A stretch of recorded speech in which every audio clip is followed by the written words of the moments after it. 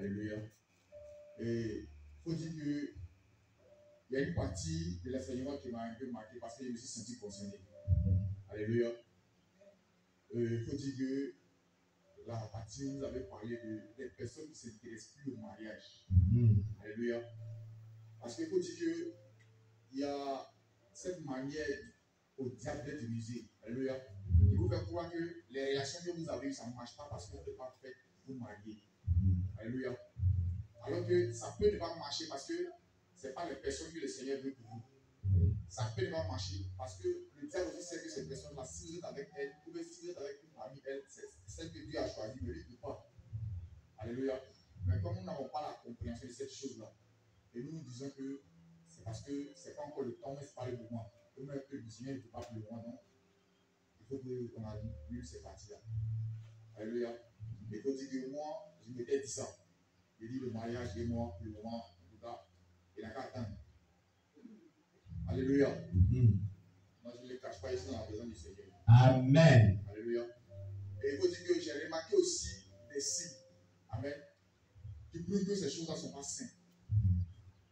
Il m'est arrivé une fois de me poser des questions. Est-ce normal qu'un homme avec mon âge puisse encore continuer à rester dans le célibat et prétendre que le mariage ne l'intéresse pas? Alléluia.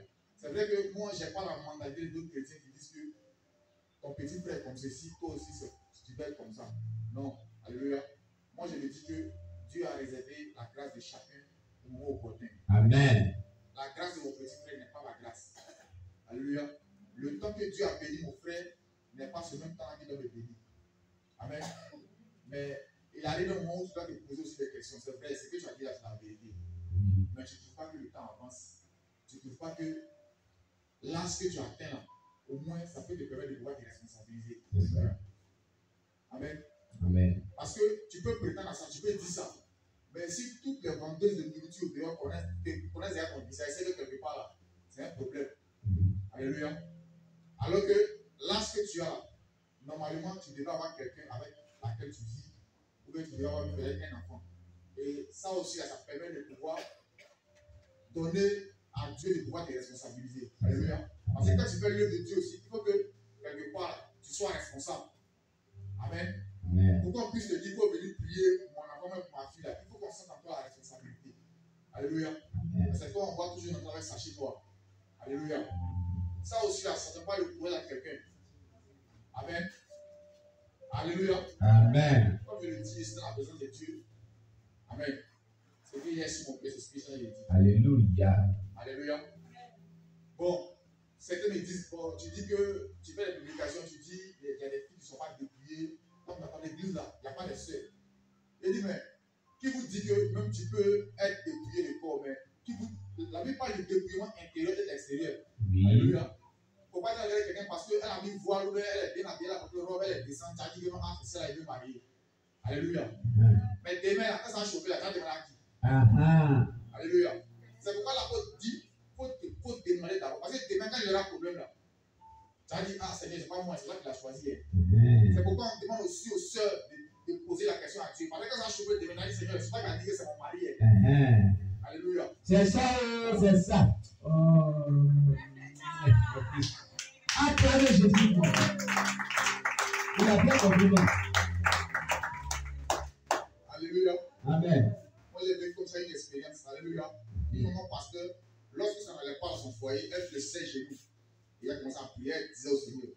Moi, j'étais dans mon coin, c'est ça qui m'a dit. Il brisait ma vie de jeunesse. Il m'a dit, il faut tout laisser d'envoyer un homme. Maintenant, l'homme que tu m'as donné là, il n'est jamais là pour moi. Toujours c'est lui. Il ne peut pas dire que c'est le plus grand travailleur. Il n'a aucun temps pour la prière, mais toujours il est au champ. Alors que tu dis la prière à ton service. Et pendant qu'elle faisait cette prière, elle dit qu'elle n'est pas 30 minutes. Elle arrête comme ça là. Ça va 10 minutes après son mari qui est au champ, il vient. Il est fâché, il jette ma machette là. Soit le Seigneur lui a fait signe de rentrer, il a refusé, donc la machette l'a blessé. Donc l'Esprit lui a dit que c'est ta femme qui a besoin de ton pour la prière. C'est tout. Alléluia. Et c'est comme ça, c'est bien intéressant. Alléluia. Et ça va faire comprendre que quand un mariage est fondé sur la base de cet esprit, alléluia, lorsqu'il y a un mécontentement du côté de la femme ou de l'homme, le Saint-Esprit va te dire que voilà pourquoi telle chose arrive, telle chose arrive. Amen. Amen. C'est vrai, reçoit là, quand on les reçoit, ça choque. Amen. Mais quand ça choque là, c'est pas nous-mêmes, à l'image de Dieu, que ça choque. C'est le démon qui en nous qui nous empêche de faire la volonté de Dieu là que ça choque.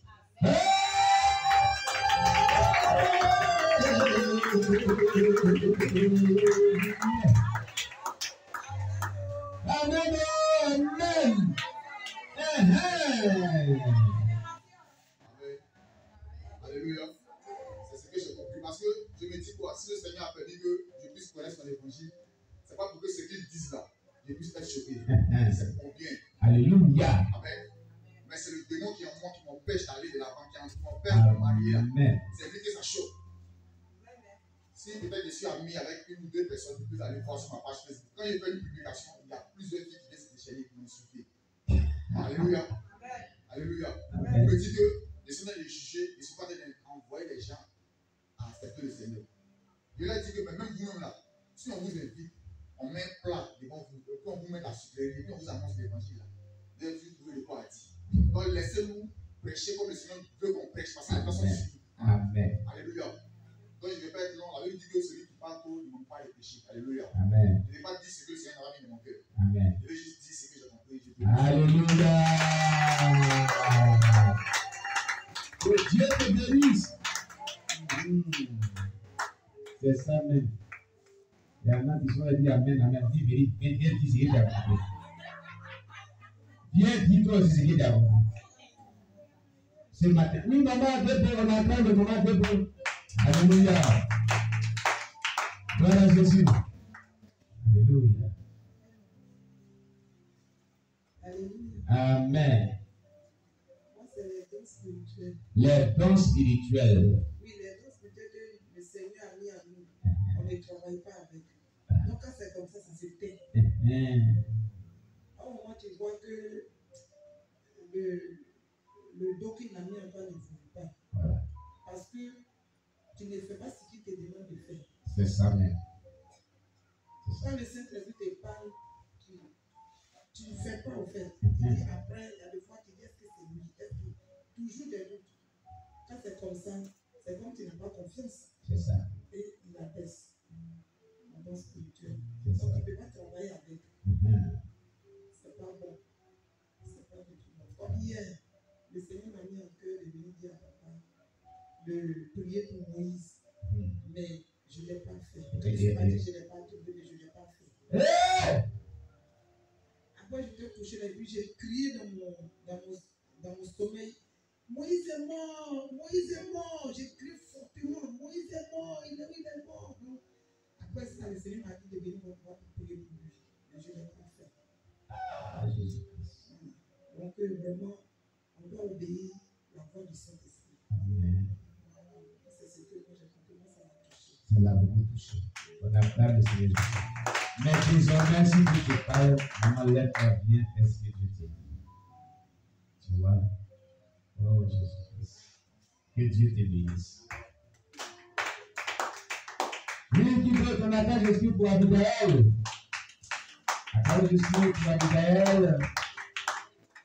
Voilà.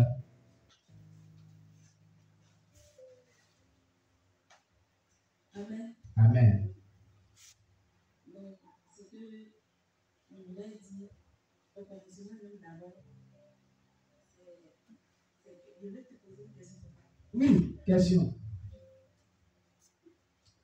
Bon, j'ai rêvé et dans le rêve, on me dit que c'est une prophétesse. Eux, ils ne savent pas ça signifie quoi. Donc, c'est ce que j'avais dit. Tu as eu un songe dans lequel tu as entendu que tu es prophétesse. Un homme est venu vers toi pour dire que tu es prophétesse. La première réaction que tu dois faire, Seigneur, ce message vient-il de toi ou du diable? Parce que le diable aussi peut venir te tromper. Moi, certains qui fléchissent chez nous, qui disent, Seigneur, qui est-ce qui t'a envoyé? Est-ce vraiment un messager qui vient de toi ou bien du diable? Maintenant, si c'est de toi, confirme cela par plusieurs personnes qui sont véritablement tes enfants. Des personnes qui ne savent pas mon secret. Des personnes qui ne connaissent pas. Et qui sont véritablement les enfants de Dieu qui craignent Dieu. Qui sont approuvés de Dieu. Confirme cela au nom de Jésus. C'est comme ça. dans un premier temps. Voilà. Et tu pries en secret pour cela. Amen. Voilà. Maintenant, avant de commencer encore, c'est que j'ai reconnu. Je rejoins ma mère. C'est ce que je dit tout à l'heure. Oui. Parce que pour moi, je n'étais pas encore arrivé sur Gagnon. Oui. Et puis j'ai commencé à me préoccuper nouvellement. Oui. Donc, Dieu faisait des choses dans ma vie. Dieu me montrait des choses. Quand je rêve, je vois que la chose ne se réalisait. Mais après un certain moment, ça a arrêté.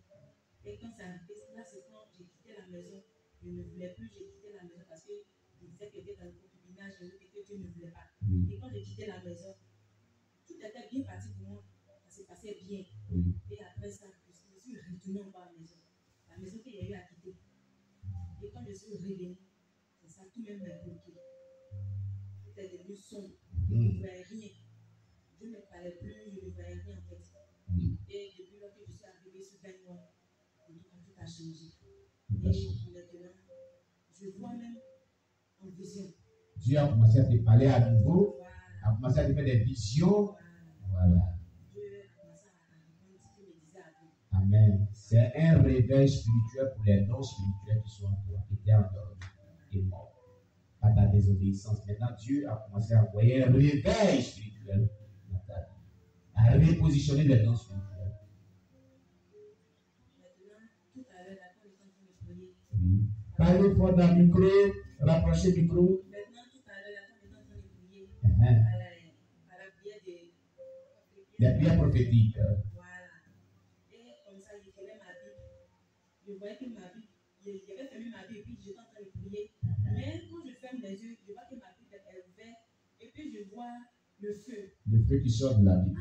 Donc moi, je me suis dit, quand j'ai ouvert mes yeux, je dis, mais ceux qui sont là ne voient pas que ma Bible est là brûlée. Je vois qu'il y a le feu, mais ça ne brûle pas en tant que tel. Je vois le feu qui est là.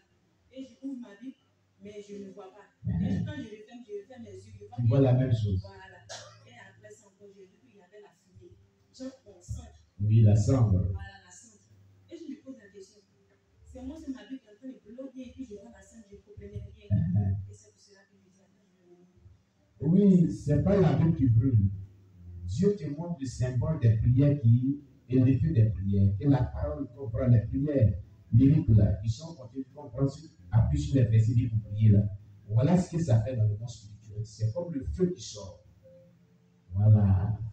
La parole de Dieu qu'on prend pour faire des prières prophétiques, c'est comme un feu qui sort de la Bible et qui a des effets dans le monde spirituel.